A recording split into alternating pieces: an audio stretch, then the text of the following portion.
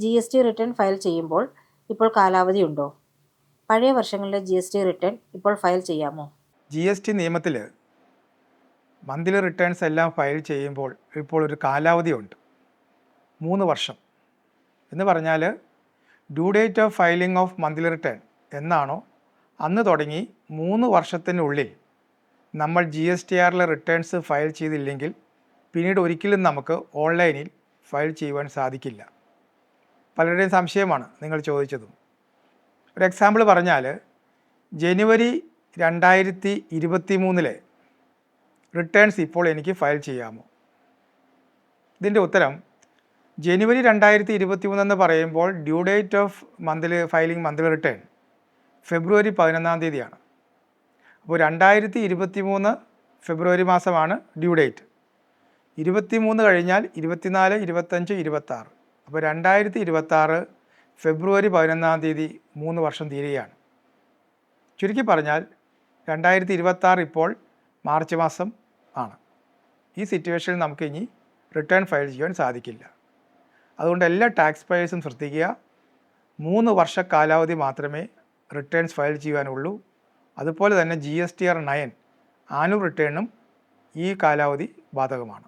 Financial year 2026-27 1 April മുതൽ വരുമ്പോൾ എക്സ്പോർട്ടുകാർ GSTയിൽ എന്താണ് ശ്രദ്ധിക്കേണ്ടത്? 2026-27 പുതിയ ഫിനാൻഷ്യൽ ഇയർ വരികയാണ്. അതായത് ഏപ്രിൽ 1, 2026 തുടങ്ങി പുതിയ സാമ്പത്തിക വർഷം തുടങ്ങുന്നു. GST നിയമത്തിൽ LUT ഫയൽ ചെയ്യുന്ന സംശയം പലരും ചോദിക്കുന്നുണ്ട്. Letter of undertaking. GST അടയ്ക്കാതെ നമുക്ക് എക്സ്പോർട്ട് ചെയ്യാനുള്ള സംവിധാനമാണ് LUT ഫയൽ ചെയ്യുക എന്നുള്ളത്. ഈ സിറ്റുവേഷനിൽ ടാക്സ് പേയേഴ്സ് ശ്രദ്ധിക്കേണ്ട ഒരു കാര്യം, മാർച്ച് 31, 2026 മുമ്പ് തന്നെ നമ്മൾ LUT ഫയൽ ചെയ്യണം. ഇത് ഫയൽ ചെയ്തതിന് ശേഷം മാത്രമേ നമുക്ക് എക്സ്പോർട്ട് നടത്തുവാൻ സാധിക്കുകയുള്ളൂ.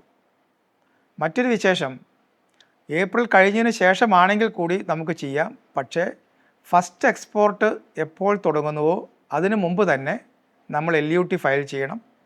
ഇതിൻ്റെ കാലാവധി അഥവാ ടൈം ലിമിറ്റ് ഉള്ളത് എന്ന് പറഞ്ഞാൽ ഒരു സാമ്പത്തിക വർഷം ഒരു LUT നിർബന്ധമായും ഫയൽ ചെയ്തിരിക്കണം എന്നുള്ളതാണ്. ഗുഡ്സ് ട്രാൻസ്പോർട്ട് ഏജൻസികൾക്ക് ഈ പുതിയ ഫിനാൻഷ്യൽ ഇയറിൽ എന്തെങ്കിലും മാറ്റങ്ങളുണ്ടോ?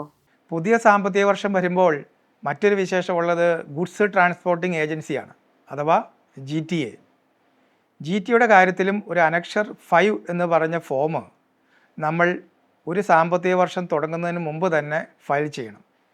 ഇത് ഫയൽ ചെയ്യേണ്ട ആവശ്യം എന്താണെന്ന് ചോദിച്ചാൽ,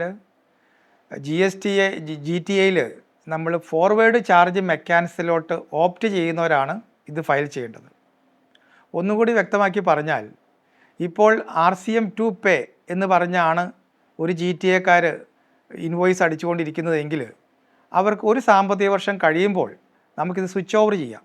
എന്ന് പറഞ്ഞാൽ RCMൽ നിന്നും ഫോർവേഡ് ചാർജിലോട്ട് മാറാം എന്നുള്ളതാണ് ഇതിൻ്റെ സാരാംശം. അപ്പോൾ ഈ കൂട്ടർ RCMൽ നിന്നും ഫോർവേഡിലോട്ട് ഓപ്റ്റ് ചെയ്യുകയാണെങ്കിൽ നിർബന്ധമായും അനക്ഷർ 5 എന്നുള്ള ഫോം GTAക്കാർ മാർച്ച് 31, 2026 മുമ്പ് ഫയൽ ചെയ്യണം. എങ്കിൽ മാത്രമേ ഇവർക്ക് ഏപ്രിൽ 1, 2026 തുടങ്ങി ഫോർവേഡ് ചാർജ് മെക്കാനിസത്തിൽ ഇത് ഫയൽ ചെയ്യുവാൻ സാധിക്കുകയുള്ളൂ. നിലവിൽ 40% GST ആർക്കെല്ലാം ബാധകമാണ്? 40% GST സ്ലാബ് GST 2 എന്നുള്ള അമെൻമെൻറ്റ് വഴിയാണ് ഇപ്പോൾ ഇന്ത്യയിൽ നിലവിൽ വന്നിരിക്കുന്നത്.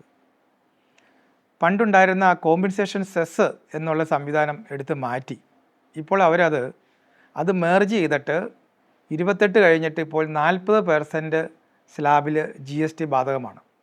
പ്രധാനമായിട്ടും ഇത് സിൻ ഗുഡ്സ്, അതായത് ടുബാക്കോ പ്രൊഡക്ട്സ് ഇങ്ങനെയുള്ള ഐറ്റംസിനെല്ലാം 40% GST ആണ് ഇപ്പോൾ ബാധകം.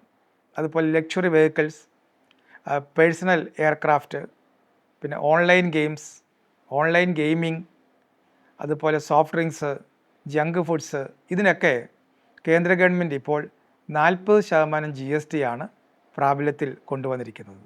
അതുകൊണ്ട് 40% എന്നുള്ള GST ഇനിമേൽ കോമ്പൻസേഷൻ സെസ് എന്ന ഒരു സംഭവം ഉണ്ടായിരിക്കില്ല. അത് മെർജ് ചെയ്തു, അതാണ് അതിൻ്റെ ചുരുക്കം. ഇപ്പോൾ 40% എന്ന് പറഞ്ഞാൽ അതാണ് മാക്സിമം റേറ്റ് GST നിയമത്തിൽ ഇപ്പോൾ ബാധകമായിട്ടുള്ളത്.